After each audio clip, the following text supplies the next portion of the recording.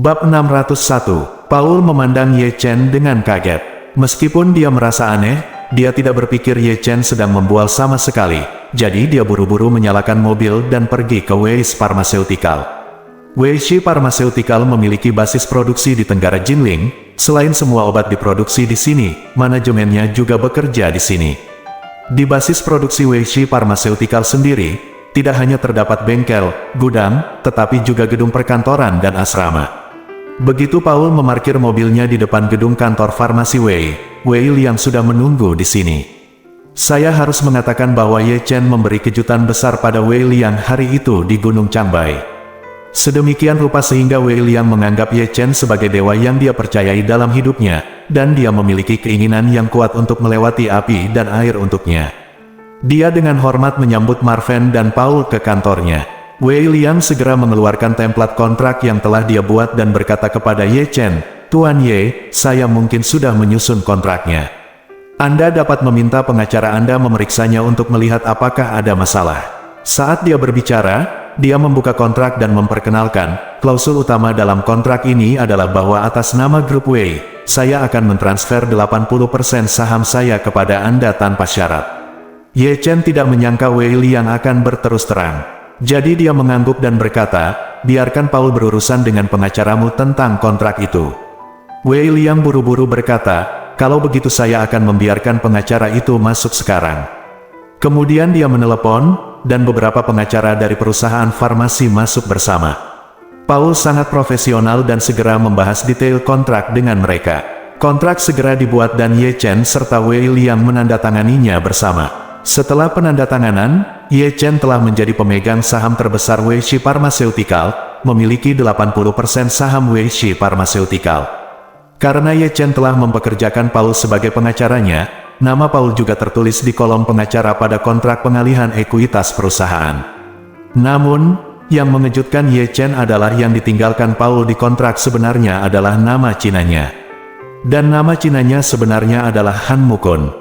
Ini sangat mengejutkannya. Nama Cina Paul mengikuti nama belakang ibunya Han Meiking, yang tidak mengejutkannya. Yang mengejutkannya adalah dua kata terakhir dari namanya. Mo Kun. Kun secara alami adalah kun milik Xiao Chang Kun. Dan Mu adalah kekaguman dari kekaguman. Kata Mu saja sepertinya tidak ada hubungannya dengan perasaan. Namun dalam bahasa Tiongkok kuno, kata Mu memiliki arti yang sangat dalam. Awalnya berarti keterikatan, kerinduan, serta kerinduan dan kekaguman. Belum lagi kata Kun, itu pasti mewakili ayah mertuanya Xiao Chang Kun. Dengan cara ini, nama Cina Paul mungkin berarti, Han Meiking terikat pada Xiao Chang Kun, Han Meiking merindukan Xiao Chang Kun, Han Meiking merindukan Xiao Chang Kun, atau bahkan Han Meiking sangat mencintai Xiao Chang Kun. Meskipun dia merasa bahwa nama tersebut mencerminkan kasih sayang penuh Han Meiking, dia juga merasa bahwa nama tersebut menyoroti pencapaian penuh kesusastraan Han Meiking. Jika dia orang awam, maka dia akan memberi Paul nama Cina, kemungkinan besar Han Sikun, Han Yan Kun, atau Han Ai Kun. Namun, dia memilih Han Mukun, yang rendah hati, buruk, dan bahkan memiliki sejarah panjang. Pada saat ini, bahkan Ye Chen merasa bahwa Han Meiking sungguh luar biasa. Tapi semua ini hanyalah apa yang Ye Chen pikirkan, dan dia tidak memberitahu Paul tentang hal ini. Namun, ia menduga orang pintar seperti Paul juga harus mengetahui arti mendalam dari nama Tionghoa miliknya. Di sini, Wei Liang bertanya kepadanya dengan hormat. Setelah menandatangani, "Tuan Ye, apakah farmasi Wei akan mengganti namanya sekarang?" Ia merasa Ye Chen sudah menjadi pemegang saham mayoritas Weishi Pharmaceutical, jadi rasanya tidak pantas untuk terus menyebutnya Weishi Pharmaceutical. Ye Chen juga merasa agak aneh jika perusahaan yang dikuasainya bernama Weishi Pharmaceutical. Jadi dia berpikir sejenak dan berkata, "Kalau begitu, mari kita ganti nama menjadi Jiuxuan Pharmaceutical." Ye Chen merasa bahwa kemampuannya untuk menguasai begitu banyak keterampilan medis klasik yang ditinggalkan oleh nenek moyangnya sepenuhnya disebabkan oleh 9 suan kitab suci surgawi, jadi dia hanya menamakannya Jiuxuan Pharmaceutical, yang juga merupakan penghargaannya sendiri untuk 9 suan kitab suci surgawi, tunjukkan rasa hormat. Meskipun Wei Liang tidak tahu apa arti kata Jiuxuan, karena Tuan Ye telah mengatakannya, dia tentu saja tidak keberatan, jadi dia segera berkata, "Tuan Ye, maka saya akan mengajukan pernyataan hari ini dan mendaftar pada waktu yang sama. Merek dagang Jiuxuan Pharmaceutical. Ye Chen mengangguk dan berkata, kamu memberitahuku sebelumnya bahwa bubuk perut Kobayashi Pharmaceutical sangat menekanmu, kan? Ya, Wei Liang menghela nafas dan berkata, Xiaolin Weisan telah dijual di seluruh Asia. Ini memberi banyak tekanan pada kami. Ye Chen berkata kepada Wei Liang, Xiaolin Pharmaceutical bukan apa-apa. Izinkan saya memberi Anda resep untuk mengobati masalah perut. Setelah Anda memproduksinya, sebut saja Jiuxuan Weishan. Apakah Anda membawa pena dan kertas? Saya akan menulisnya untuk Anda. Di sana adalah resep, dan setelah Anda kembali, Anda dapat memproduksinya dan memasarkannya sesegera mungkin sesuai resep ini. Wei Liang sangat gembira. Dia tidak menyangka Ye Chen akan membuat resepnya sendiri. Dia segera mengeluarkan pena dan kertas dan menyerahkannya dengan hormat. Ye Chen berpikir sejenak dan memilih formula pil yang disebut pil perut tempa dari 9 kitab suci surgawi yang misterius. Alasan saya memilih ini karena bahan obat yang digunakan dalam formula ini relatif mudah ditemukan. Meskipun ini hanya resep dasar untuk masalah perut dalam 9 kitab suci surgawi yang misterius, obat ini telah memberikan efek ajaib pada orang biasa. Selama Wei Liang bisa memproduksi obat lambung ini, pasti tidak akan menjadi masalah untuk menekan obat lambung Kobayashi Pharmaceutical. Jadi, dia menuliskan resep dan perbandingannya dan menyerahkannya kepada Wei Liang. Setelah Wei Liang mengambil buku catatan itu dan melihat rumus yang tertulis di dalamnya, dia terkejut. Wei Liang juga telah mempelajari beberapa pengobatan Tiongkok dan mencoba menemukan resep Tiongkok kuno, jadi dia memiliki pemahaman tentang resep tersebut. Namun melihat formula Ye Chen, sepertinya banyak ramuan obat yang tidak ada hubungannya dengan pengobatan penyakit lambung, sehingga masih terasa agak ragu. Resep yang diambil Ye Chen berasal dari 9 kitab suci surgawi yang misterius. 9 kitab suci surgawi yang misterius adalah kitab suci. Resep yang bisa dicatat di sini pasti sangat mengagumkan dan bisa dibaca oleh orang awam. Mengerti? Ini sungguh aneh. Namun, meskipun Wei Liang tidak dapat memahami resep dan di mana dewa itu berada, dia tidak berani meragukan Ye Chen. Wei Liang Zhen dengan hati-hati menyimpan resepnya, bersiap untuk kembali dan mengatur produksinya terlebih dahulu untuk melihat seberapa efektif obatnya. Dia menyelesaikan kontrak dengan Paul dan meninggalkan Weiss Pharmaceutical, yang sekarang menjadi Jiuxuan Pharmaceutical. Paul sangat menghormati Ye Chen di sekitarnya, dia merasa Ye Chen terlalu tidak terduga. Ambil saja resepnya dan orang lain akan bersedia memberikannya kepada seluruh kelompok. Izinkan saya bertanya, siapa lagi di dunia ini yang memiliki kemampuan seperti itu? Tak heran, semua orang terhormat di Jinling menghormatinya sebagai Tuan Ye, terlebih lagi, ketika mereka menyebut Guru Ye, mereka akan memberikan evaluasi 4 kata naga asli di dunia. Bab 602, dalam perjalanan pulang, Ye Chen bertanya kepada Paul, ngomong-ngomong, apa yang sedang disibukkan Bibi Han akhir-akhir ini? Petik 2, Paul berkata, ibuku yang terbaru. Dia suka kuliah di Universitas Lansia. Seorang teman lamanya mengundangnya untuk pergi ke sana dan menjadi profesor tamu di Universitas Lansia. Menghususkan diri dalam pendidikan hukum untuk keluarga senior di universitas. Petik 2. Oh, Ye Chen sangat terkejut dan berkata, kalau begitu Bibi Han adalah Profesor Han sekarang. Petik 2. Paul tersenyum dan berkata, kamu sebenarnya bukan seorang profesor. Universitas Lansia bukanlah universitas sungguhan. Ini hanya kelas pelatihan minat untuk orang tua. Meskipun ibuku mengajar di sana, dia juga seorang mahasiswa di sana, belajar kaligrafi dan lukisan Cina dari orang lain. Setiap hari sangat sibuk. Petik 2. Setelah itu, Paul bertanya dengan rasa ingin tahu, apa yang sedang sibuk dengan Paman Xiao akhir-akhir ini. Ibuku sering membicarakannya, tapi sepertinya dia selalu ragu. Petik 2. Marven merasa Paul juga bukan orang luar. Jadi dia menghela nafas dan berkata kepadanya, saat kamu dan Bibi Han pertama kali kembali, ibu mertuaku menghilang saat itu, tapi dia sudah kembali sekarang.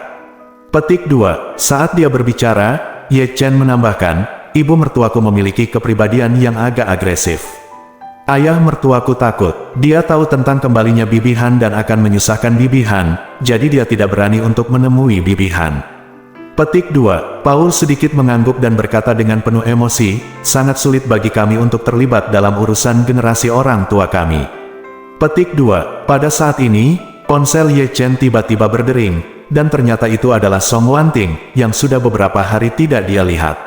Dia menjawab telepon dan bertanya sambil tersenyum, "Nona Song, apa yang sedang kamu kerjakan akhir-akhir ini?" Petik 2. Wanting Song tersenyum dan berkata, "Saya hanya sibuk, dan saya pasti tidak sesibuk Anda, Tuan Ye." Petik 2. Saat dia mengatakan itu, dia bertanya dengan rasa ingin tahu, "Tuan Ye, saya ingin tahu apakah Anda punya waktu lusa?" Petik 2. Ye Chen berpikir sejenak dan berkata, "Sepertinya tidak ada yang salah." "Ada apa?" Petik 2. Song Wanting tersenyum dan berkata, "Bukan apa-apa. Aku hanya ingin mengundangmu ke rumahku untuk makan, dan kakek terus membicarakanmu." Petik 2. Ye Chen tersenyum dan berkata, "Oke. Lalu aku akan datang ke rumahmu lusa untuk membuat masalah." Petik 2. Song Wanting berkata dengan gembira, "Bagus. Tuan Ye, bisakah Anda melakukannya pada jam 7 malam lusa?"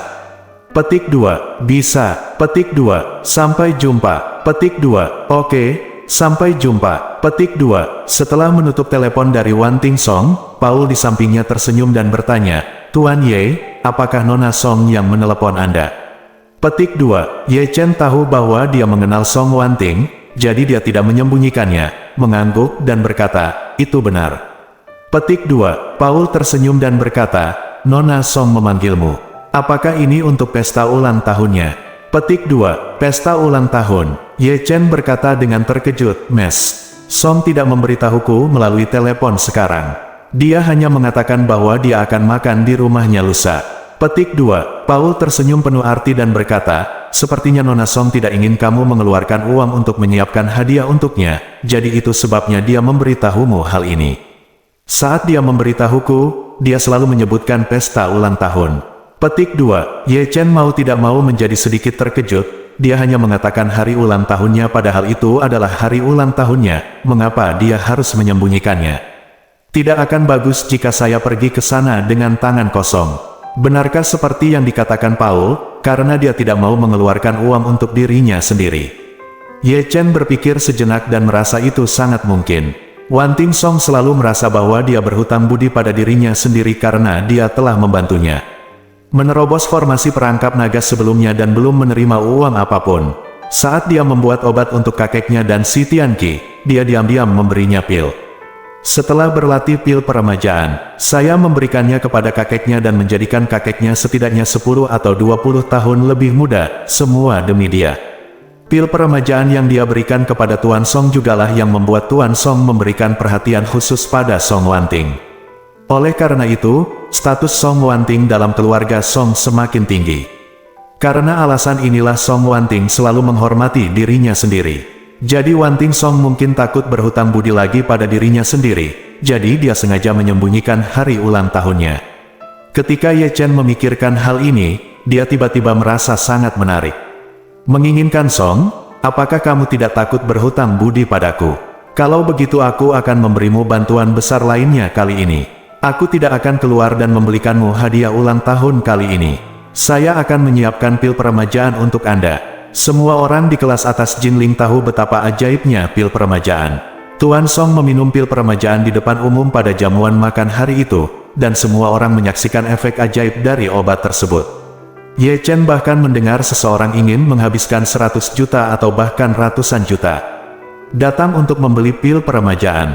Namun, Ye Chen tidak pernah berpikir untuk menjual obat. Ia tidak kekurangan uang sama sekali, ratusan juta, miliaran, bahkan miliaran tidak ada artinya baginya. Jika Anda menjual pil peremajaan kemana-mana demi mendapatkan uang, itu akan menekan nilai pil peremajaan. Itu hanya membuat semua orang merasa bahwa pil peremajaan adalah harta super yang mereka impikan dan mungkin tidak bisa mereka dapatkan seumur hidup. Hanya dengan begitu mereka akan dipenuhi dengan kekaguman dan keinginan yang tak ada habisnya terhadap pil peremajaan. Adapun mengapa dia ingin memberikan pil peremajaan kepada Wanting Song, Ye Chen punya ide sederhana. Pertama-tama, dia menganggap Wanting Song sebagai teman baik. Karena ini adalah hari ulang tahun seorang teman baik, masuk akal jika dia harus memberinya hadiah yang berharga. Kedua, Song Wanting adalah wanita tertua dari keluarga Song. Dia telah melihat banyak hal baik sejak dia masih kecil, jadi saya memberinya hadiah yang luar biasa. Itu pasti hadiah yang bahkan uangnya tidak bisa membelinya. Sekali lagi, saya sendiri yang memberikan pil peremajaan kepada Song Wanting. Namun hal itu tidak diberikan kepada Song Wanting. Wanting Song saat ini masih sangat muda, usianya baru sekitar 25 tahun, dan ia tidak perlu meminum pil peremajaan sama sekali. Dia memberinya pil peremajaan. Tujuan mendasarnya adalah memintanya menggunakan pil peremajaan ini sebagai imbalan atas lebih banyak cinta, perhatian, dan alokasi sumber daya dari Tuan Song. Terakhir kali saya memberi Tuan Song pil peremajaan, Tuan Song memimpin seluruh keluarga Song untuk berlutut dan bersujud kepadanya di depan semua orang kelas atas di Jinling. Ini menunjukkan bahwa keinginan Tuan Song terhadap pil peremajaan melampaui segalanya.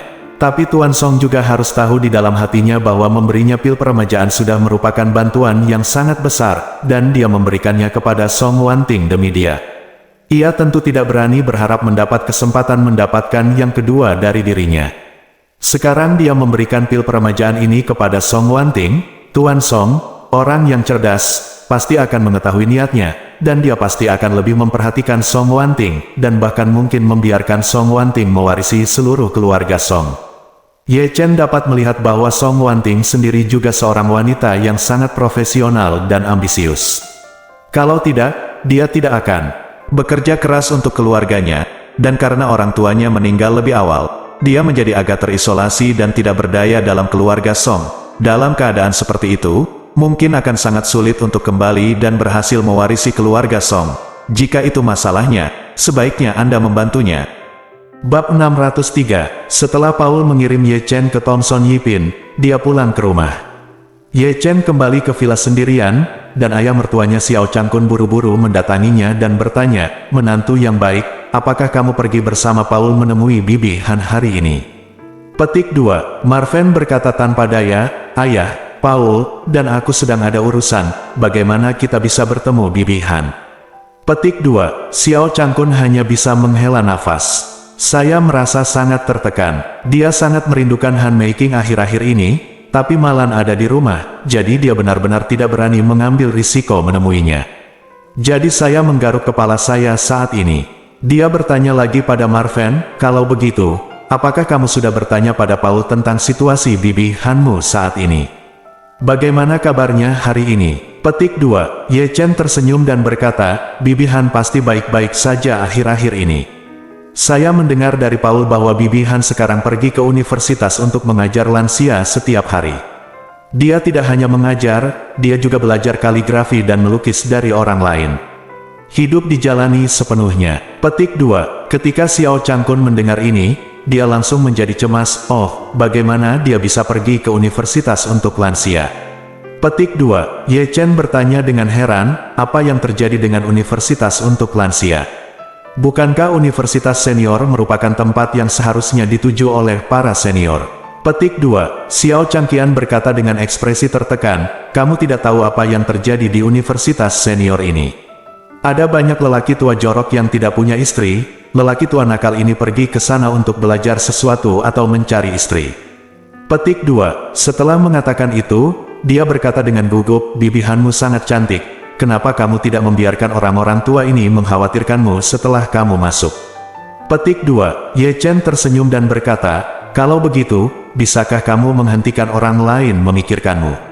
Petik 2. Xiao Changkun menghela nafas, "Kamu benar, situasi ini sungguh menyedihkan dan membuat orang ingin mati." Petik 2. Setelah mengatakan itu, matanya tiba-tiba berbinar dan dia berkata, "Ngomong-ngomong, sebaiknya aku pergi ke universitas untuk lansia. Dengan cara ini, bukankah aku bisa bertemu Bibi Hanmu?"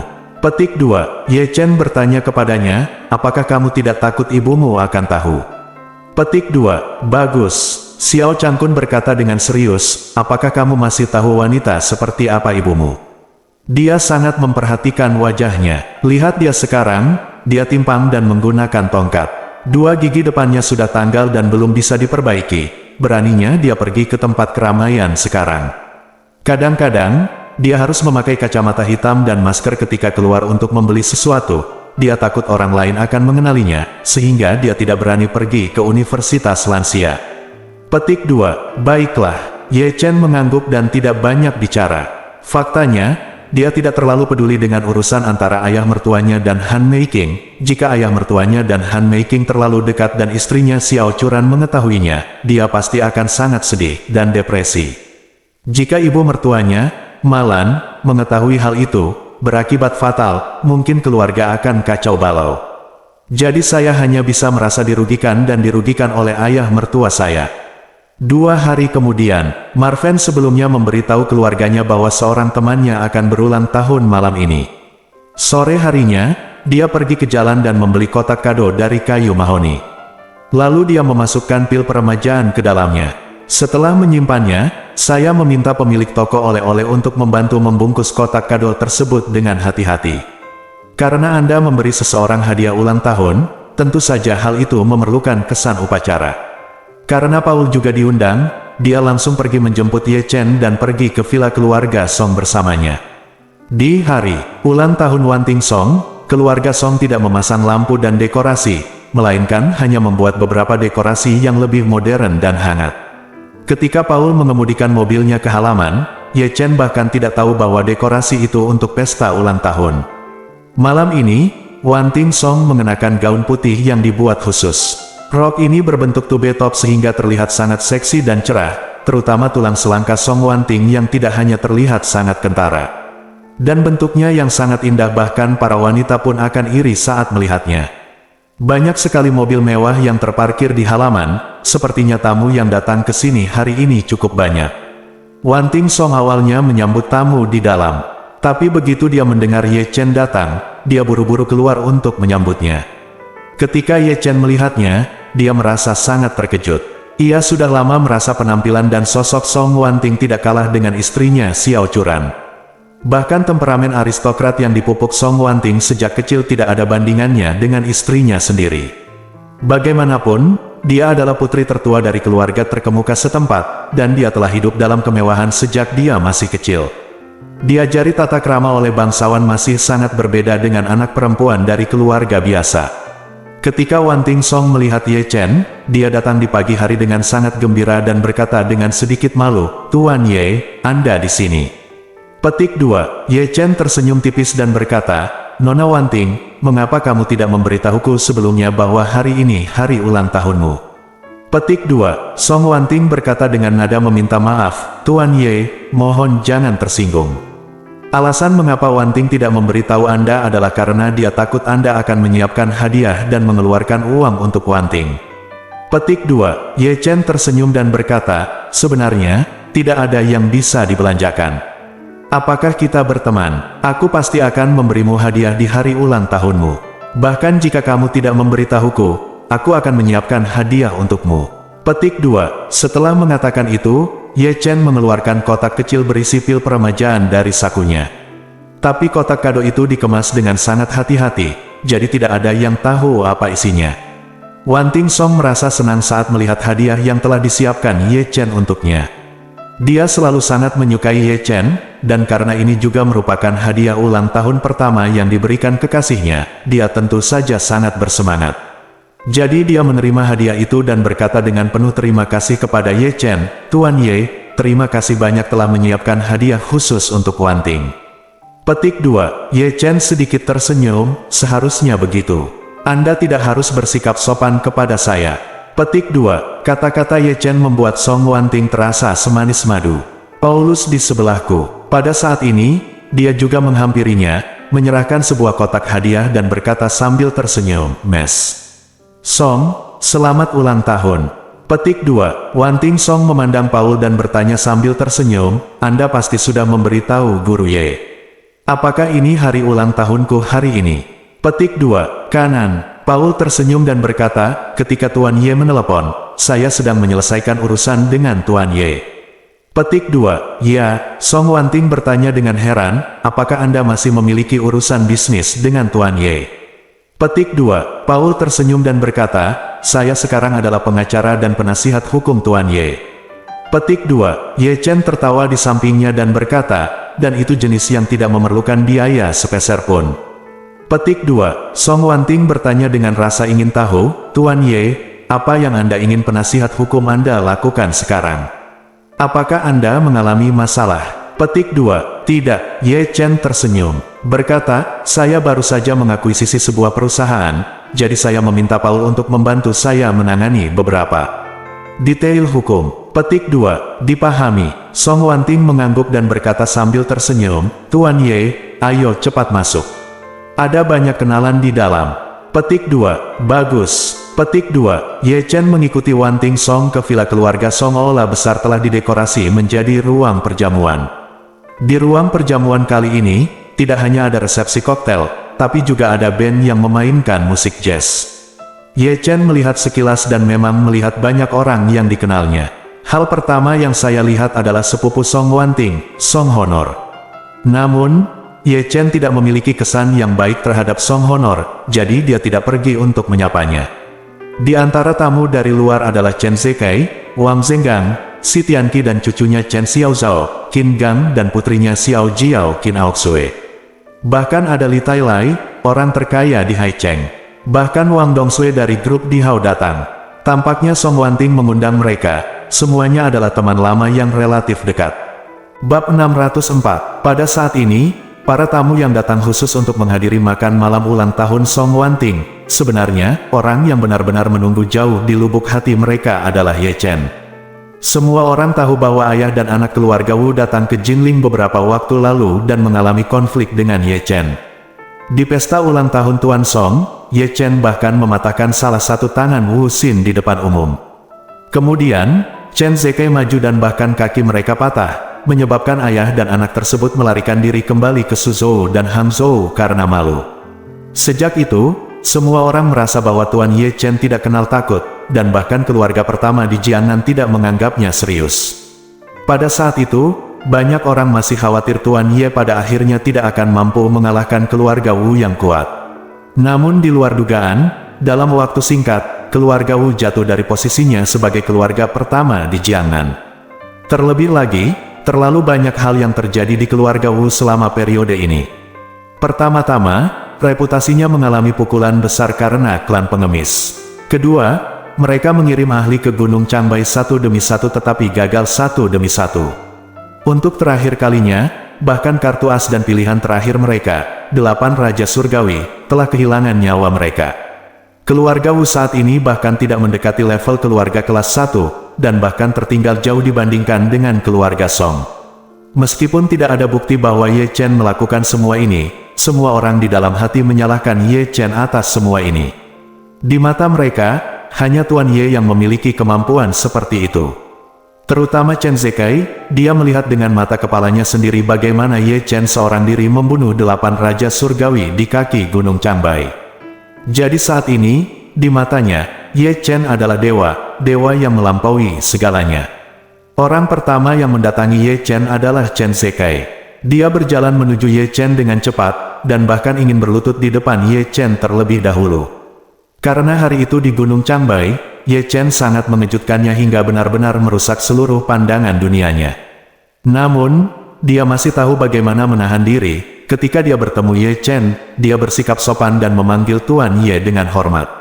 Saya tidak tahu bahwa dia adalah tuan muda dari keluarga Ye, dan berpikir bahwa Chen Zekai juga memintanya untuk memeriksa Feng Shui atau yang lainnya.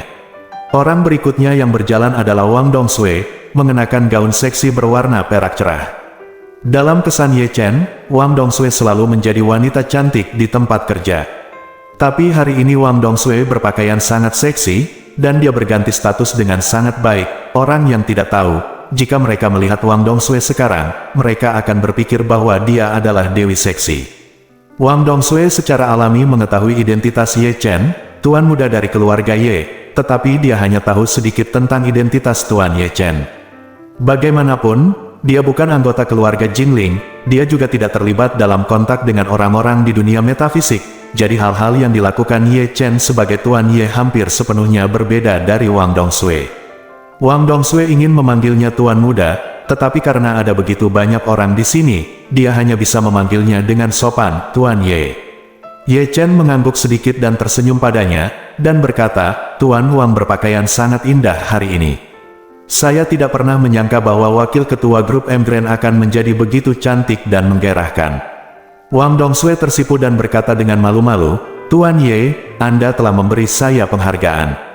Setelah mengatakan itu, Wang Dongsue tersenyum dan berkata, "Tuan Ye, saya ingin tahu kapan Anda punya waktu untuk datang ke M Grand Group." "Untuk duduk." Kata-kata Wang Dongsue membuat Ye Chen sedikit tersipu. Dia tahu bahwa sebagai ketua M Grand Group, dia sebenarnya tidak cukup kompeten. "Biasanya, pada dasarnya saya tidak akan pergi ke M Grand Group, saya juga tidak akan bertanya tentang urusan M Grand Group, semuanya diserahkan langsung kepada Wang Dongsue." Wang Dongsue mengatakan ini barusan, mungkin karena dia berharap bisa lebih sering pergi ke Dihao Group. Memikirkan hal ini, dia tersenyum dan berkata kepada Wang Dongsue, "Hanya karena Tuan Wang yang begitu cantik, saya akan sering pergi ke Dihao Group untuk mengeluh di masa depan." Ketika Wang Dongsue mendengar ini, wajah cantiknya menjadi merah padam. Saat ini, si Tianqi juga datang bersama Chen Xiaozhao. Chen Xiaozhao menatap Ye Chen, matanya yang indah penuh kelembutan. Pada saat yang sama, ada beberapa keluhan kecil di hatinya yang kekanak-kanakan. Dia selalu merasa bahwa Tuan Ye sepertinya kurang memperhatikan dia dan kakeknya akhir-akhir ini. "Karena saya belum pernah melihat Tuan Ye pergi ke ruang pengobatan selama periode waktu ini, jadi meskipun saya merindukannya siang dan malam, saya tidak punya banyak kesempatan untuk bertemu dengannya." Si Tianqi tidak memiliki banyak pemikiran seperti cucunya. Dia hanya merasa sudah lama tidak bertemu Guru Ye. Setelah meminum pil peremajaan, setiap hari dia bisa merasakan betapa pentingnya mendapatkan kembali masa mudanya, jadi dia memikirkannya setiap saat. "Jauh di lubuk hati saya sangat berterima kasih kepada Ye Chen."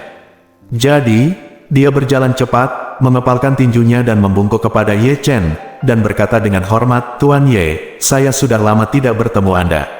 "Tuan Ye, bagaimana kabarmu hari ini?"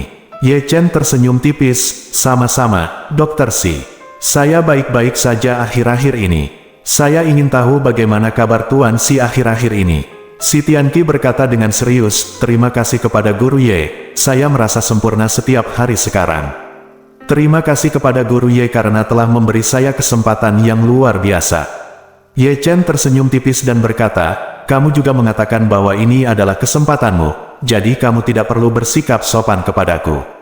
Qin Aoxue, yang sedang mencicipi makanan penutup, tiba-tiba melihat Ye Chen datang, jantung kecilnya berdebar kencang, dan wajahnya sudah merah bahkan sebelum dia berbicara dengan Ye Chen. Karakter Qin Aoxue adalah tipe lada kecil yang berani mencintai dan membenci. Ketika dia berhadapan dengan Ye Chen, dia berani melakukan sesuatu pada Ye Chen, bahkan jika dia ditendang oleh Ye Chen, dia tidak akan diyakinkan. Tapi sekarang Qin Aoxue telah sepenuhnya menganggap Ye Chen sebagai kekasih impiannya. Dia harus memikirkannya lama sekali sebelum tidur, hampir setiap malam sebelum dia bisa tertidur. Selain itu, Aoxue sering bermimpi tentang Ye Chen dalam mimpinya. Terkadang, dia juga bermimpi tentang dirinya dan Ye Chen melakukan beberapa hal memalukan dalam mimpinya. Tidak mungkin, karena Qin Aoxue sangat menyukai Ye Chen. Setelah Ye Chen menyelamatkan seluruh keluarga Qin Aoxue mengaguminya. Kemudian, Ye Chen hendak mulai memurnikan obat ajaib. Qin Aoxue dipercayakan oleh ayahnya Qin Gang dan datang untuk meminta obat pada Ye Chen. "Saya pikir bahkan jika Ye Chen bisa memberinya satu, itu akan menjadi hadiah yang luar biasa." Tetapi dia tidak menyangka bahwa Ye Chen memberitahu Qin Aoxue pada saat itu, "Demi kecantikan kecil seperti Anda, saya akan memberikannya, kalian berdua." Sejak saat itu, Qin Aoxue sangat jatuh cinta pada Ye Chen. Yang membuatnya semakin jatuh cinta pada Ye Chen adalah saat Ye Chen membantunya melakukan sesuatu yang heroik. "Sahabatku hampir ingin bunuh diri setelah disakiti oleh Wu Qi, tetapi saat itu aku tidak mengetahui latar belakang Wu Qi yang sebenarnya." Tanpa diduga, Ye Chen tidak segan-segan menyinggung tuan muda kedua dari keluarga Wu, keluarga terbesar di Jiangnan, demi dirinya sendiri. Terlebih lagi, dia membuat tuan muda kedua dari keluarga Wu begitu sengsara dan bahagia. Sejak saat itu, Ye Chen menjadi dewa di hati Qin Aoxue, dan dia adalah dewa yang sangat dicintai Qin Aoxue. Pada saat ini, melihat kekasih impiannya akhirnya datang, emosi Qin Aoxue melampaui kata-kata. Dia menarik ayahnya dan berlari ke arahnya. Ketika dia sampai di depan Ye Chen, wajahnya memerah karena malu. Dia menatap Ye Chen dalam-dalam, lalu dengan cepat mengalihkan pandangannya ke samping. Tetapi berkata dengan lembut, "Tuan Ye, Aoxue telah lama menunggumu, dan kamu akhirnya sampai di sini." Bab 605. Ketika Ye Chen melihat ke arah Qin Aoxue sudah tersipu malu. Aoksue sendiri merupakan tipe gadis yang penuh semangat kepahlawanan, berlatar belakang ilmu bela diri, tidak pemalu dan tidak lemah. Tapi karena hatinya dipenuhi rasa malu dan kegembiraan saat seorang gadis kecil bertemu kekasihnya, dia tiba-tiba menjadi menyenangkan. Ye Chen tersenyum tipis padanya dan berkata, "Aoksue juga ada di sini, bagaimana kabarmu akhir-akhir ini?" Aoksue tersipu dan berkata, "Akhir-akhir ini, keadaannya cukup baik akhir-akhir ini. Terima kasih, Tuan Ye, atas perhatian Anda." Ye Chen mengangguk ringan dan berkata kepada semua orang, "Kita sudah lama tidak bertemu. Hari ini kebetulan adalah hari ulang tahun Nona Song. Kamu bisa minum lagi nanti." Semua orang buru-buru berkata, "Pasti. Ayo kita minum lagi malam ini." Song Wanting berkata dengan nada meminta maaf, "Tuan Ye, mohon tunggu sebentar, saya harus menyapa beberapa tamu di sini." Ye Chen mengangguk, "Pergi dan lakukan pekerjaanmu, jangan khawatirkan aku." Wanting Song mengucapkan selamat tinggal kepada semua orang, dan semua orang mengundang Ye Chen untuk minum koktail di ruang perjamuan terlebih dahulu. Ye Chen dengan senang hati menyetujuinya, jadi dia datang ke satu sisi ruang perjamuan yang dikelilingi oleh semua orang. Karena Ye Chen adalah fokus perhatian semua orang, Qin Aoksue merasa sedikit tidak bisa berkata-kata, yang membuat gadis kecil itu merasa cemas. Ye Chen melihat bahwa Qin Aoksue ragu-ragu untuk berbicara beberapa kali, dan bahkan orang lain memukulinya sebelum dia dapat berbicara. Jadi dia tersenyum dan bertanya padanya, "Aoksue, apakah kamu ingin mengatakan sesuatu kepadaku?" Ketika Aoksue mendengar ini, dia mengangguk kegirangan dan berkata, "Tuan Ye, Aoksue ingin mengatakan sesuatu kepadamu secara pribadi. Saya ingin tahu apakah Anda punya waktu." Setelah mengatakan itu, matanya yang besar menatap Ye Chen dengan penuh harapan dan permohonan. Ye Chen masih memiliki kesan yang baik terhadap Qin Aoksue. Pertama, karena Qin Aoksue mandiri dan tidak memiliki kebiasaan buruk seperti anak dari keluarga besar. Kedua, Aoksue, sebagai seorang gadis muda dari keluarga besar, masih bisa berlatih seni bela diri dengan giat dan menanggung kesulitan. Hal ini sangat jarang terjadi pada anak-anak dari keluarga kaya. Jadi Ye Chen berkata padanya, "Bagaimana kalau kamu pergi jalan-jalan bersamaku?" Ketika Qin Aoksue mendengar ini, dia mengangguk dengan penuh semangat. Qin Gang menyeringai bahagia saat melihat adegan ini. Dia sangat menantikan perkembangan Ye Chen dengan putrinya. Menurutnya, meskipun Qin Aoksue adalah kekasih Ye Chen, itu akan menjadi berkah bagi keluarga Qin, dan terlebih lagi bagi Qin Aoksue. Chen Xiaozhao menyaksikan Qin Aoksue mengikuti Ye Chen keluar rumah, merasa cemburu dan iri di dalam hatinya. Mengapa dia tidak ingin lebih banyak berhubungan dengan Ye Chen? Hanya saja belum ada peluang yang cocok. Selain itu, saya tidak seberani Aoksue, yang berani memberitahu guru Ye secara langsung di depan banyak orang. Saat ini, Ye Chen membawa Qin Aoksue keluar dan datang ke halaman villa keluarga Song. Kemudian dia berhenti, menatap Qin Aoksue dan tersenyum ringan, "Katakan padaku, gadis kecil, apa yang terjadi kali ini? Mungkinkah teman sekelas di sekolah diintimidasi lagi?" Aoksue tersenyum malu-malu dan berkata dengan ragu-ragu, "Tuan Ye, Aoksue mencarimu kali ini, sebenarnya." Aoksue sangat pemalu sehingga dia tidak tahu bagaimana cara membicarakannya. Ye Chen tersenyum dan berkata, "Apakah ini masih lada kecil Qin Aoksue dalam kesan saya? Qin Aoksue yang saya kenal berani bergerak dengan saya ketika kami berada di jalan antik. Mengapa Qin Aoksue ini sekarang tidak dapat berbicara di depan tentang aku?" Tidak tahu. Qin Aoksue bahkan lebih malu ketika dia mendengar ini, dan berkata dengan gugup dan malu-malu, "Tuan Ye, orang-orang tidak tahu seberapa kuat Anda pada awalnya, jadi mereka tidak dapat melihat Taisan. Jangan menertawakan saya." Saat dia mengatakan itu, dia memikirkan tentang bagaimana Ye Chen telah menendang pantatnya hari itu, dan merasa malu, tapi dia merasa sedikit bahagia seperti anak perempuan. Kemudian, dia mengumpulkan keberanian dan berkata kepada Ye Chen, "Tuan Ye, Aoksue sebenarnya ingin mengundang Anda untuk menonton kompetisi Sanda Universitas Internasional yang diadakan di Jinling tahun ini." Ye Chen mengerutkan kening dan berkata, "Kompetisi Sanda Mahasiswa Internasional." Ye Chen tiba-tiba memikirkan detailnya. Wei Liang pernah berkata pada dirinya sendiri bahwa Xiaolin Pharmaceutical sepertinya mensponsori kompetisi ini untuk mempromosikan obat baru mereka, Xiaolin Weisan. Ye Chen teringat bahwa Aoksue telah berlatih seni bela diri, dan bertanya dengan rasa ingin tahu, "Aoksue, apakah kamu juga akan berpartisipasi dalam kompetisi ini?" Qin Aoxue tersipu dan mengangguk dan berkata, "Tuan Ye, Aoxue mewakili mahasiswa Tiongkok kali ini." "Oh," Ye Chen berkata dengan heran, "luar biasa. Apakah kamu yakin bisa memenangkan kejuaraan?"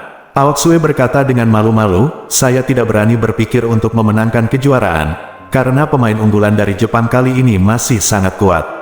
Dia juga difavoritkan untuk memenangkan kejuaraan sekarang, dan dia memang jauh lebih kuat dari saya." Mengatakan itu, Qin Aoxue menambahkan, "Tapi saya tidak akan berkecil hati. Tujuan saya adalah masuk ke 3 besar."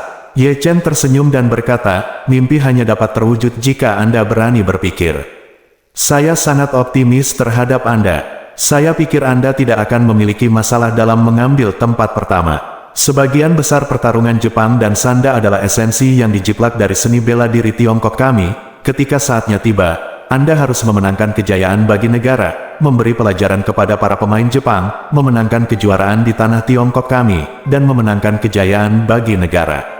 Qin Aoxue bertanya dengan gembira, "Tuan Ye, apakah Anda benar-benar percaya bahwa Aoxue dapat menempati posisi pertama?" Ye Chen mengangguk, "Tentu saja, saya sangat optimis tentang Anda." Qin Aoxue berkata dengan gembira, "Tuan Ye, Aoxue, bisakah Anda datang untuk menonton pertandingan Aoxue?" Ye Chen setuju tanpa ragu-ragu dan berkata, "Jangan khawatir, saya pasti akan berada di sana saat Anda berkompetisi dan menyemangati Anda." "Itu bagus." Qin Aoxue melompat dengan gembira. Dia tanpa sadar ingin memeluk Ye Chen dan bermain genit, seperti yang biasa dia lakukan pada ayahnya di rumah. Tapi tiba-tiba dia mengira Ye Chen adalah pria yang sudah menikah dan dia tidak bisa melakukan tindakan intim seperti itu, jadi dia mundur lagi. Ye Chen bertanya pada Qin Aoxue saat ini, "Ngomong-ngomong, Aoxue, ketika aku sedang berlatih pengobatan ajaib, aku memberimu 2 obat. Apakah ayahmu meninggalkan 1 untukmu?" "Ya." Qin Aoxue mengeluarkan sebuah kotak kecil dari saku bagian dalam mantelnya. Setelah membukanya, itu berisi obat yang diberikan Ye Chen padanya. Dia tersipu dan berkata, "Ayahku memberiku obat yang diberikan Tuan Ye kepadaku malam itu, dan aku menyimpannya di dekat tubuhku." Ye Chen mengangguk dan berkata, "Pil ini masih sangat membantu untuk menguatkan tubuhmu. Jika kamu merasa lelah atau tidak yakin saat tiba waktunya bertanding, minumlah saja pil ini." Aoxue berseru, "Lalu mengapa Tuan Ye memberikan ini kepada Aoxue? Aoxue harus menjaganya dengan baik dan menghargainya." Ye Chen tersenyum dengan tenang, "Obat dibuat untuk diminum orang, jadi mengapa kamu begitu peduli?" Qin Aoxue bersenandung dan berkata, "Baiklah Tuan Ye." Aoxue mengerti. Bersambung.